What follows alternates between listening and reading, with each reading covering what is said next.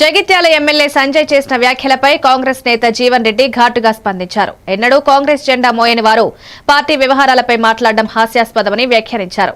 Party అంతర్గత విషయాల్లో జోక్యం చేసుకుంటే సహించేది లేదని స్పష్టం చేశారు. కాంగ్రెస్ పార్టీ సిద్ధాంతం, క్రమశిక్షణ తెలియని వారు టికెట్లు ఇస్తామని చెప్పడం ప్రజలను తప్పుదోవ పట్టించడమేనని విమర్శించారు. రానున్న మున్సిపల్ ఎన్నికల ఫలితాలతో అసలు కథ తేలుతుందని జీవన్ రెడ్డి ధీమా వ్యక్తం చేశారు. జగిత్యాల మున్సిపాలిటీలో 50 స్థానాల్లో గెలిపే లక్ష్యంగా కాంగ్రెస్ పార్టీ ముందుకు సాగుతోందన్నారు. ప్రజల సమస్యలు, అభివృద్ధి అంశాలపై చర్చకు తాము ఎప్పుడూ సిద్ధమేనని స్పష్టం చేశారు.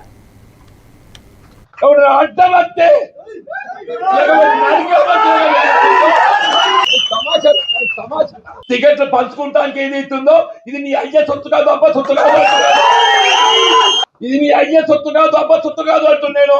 ఇది మా కాంగ్రెస్ కార్యకర్త హక్కు అని చెప్పంటున్నా. కాంగ్రెస్ పార్టీ అంగట్ల సరుకు కాదు అని చెప్పంటున్నా నేను.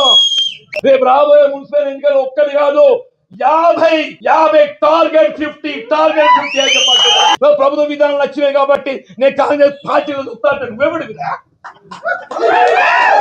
ఎవడురా అని చెప్పంటున్నా నేను.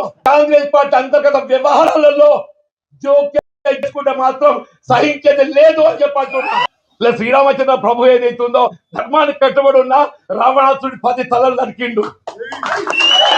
పాండవులు అటువంటి అజ్ఞాతవాసం చేసింది. ధర్మానికి కట్టుబడ్డటువంటి పాండవులు ఏదైతుందో అజ్ఞాతవాసం చేసి మనం అజ్ఞాతవాసం ఉన్నాం. పాండవులు కూడా మళ్ళీ మంచి దినాలు మన కూడా మంచి దినాలు వస్తాయి చెప్పారు. మన కూడా తప్పకుండా వాళ్ళు ఏదైతుందో మీకు నేనండా, నాకు మీరన్నా. మనకు కాంగ్రెస్ పార్టీ అన్న ఎవరు అడ్డం వస్తే